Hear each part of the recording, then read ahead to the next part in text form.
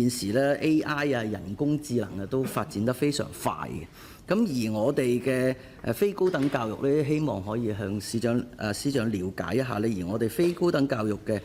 呢個教育人員嘅點樣培訓，即係起碼我哋啲師資力量足或者師資力量夠，而喺小學、中學階段都開始對我哋嘅一啲青少年嘅學生咧，對於呢個人工智能嘅教育係師資力量嘅培訓係點樣可以做到，令到我哋嘅中小學生都可以由佢哋嘅小學階段、中學階段都可以有呢個人工智能嘅初步階段嘅教育，令到佢哋可以日後可以跟得上時代嘅發展。咁而我哋 AI 教育亦都會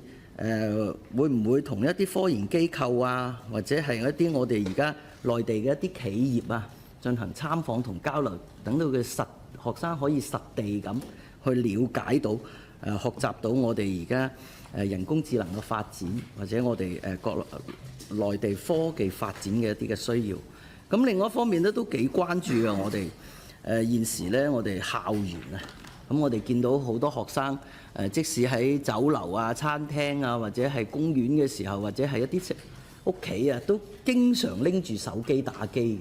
嘅。咁喺呢方面咧，咁我咧希望可以喺我哋司長範疇咧，可唔可以喺其實喺中小學生方面咧，對於呢啲手機嘅禁用問題啦，或者係手機嘅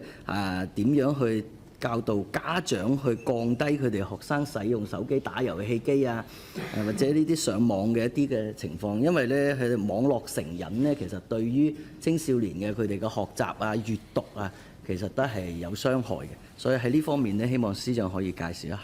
我哋喺人工智能培訓方面呢，我哋俾教師呢係有好充足嘅培訓。我哋同華南師範大學同華東師範大學呢成立咗基地，我哋7000幾名嘅教師，喺資訊類嘅教師呢，我哋每年至少有一次嘅輪訓時間大概係10個鐘頭。以非語言非資訊類嘅教師呢，我哋亦都每年有一個輪訓，大概係6個鐘頭度嘅。咁喺中小學生呢，經常使用手機方面呢，我哋其實教青局呢已經係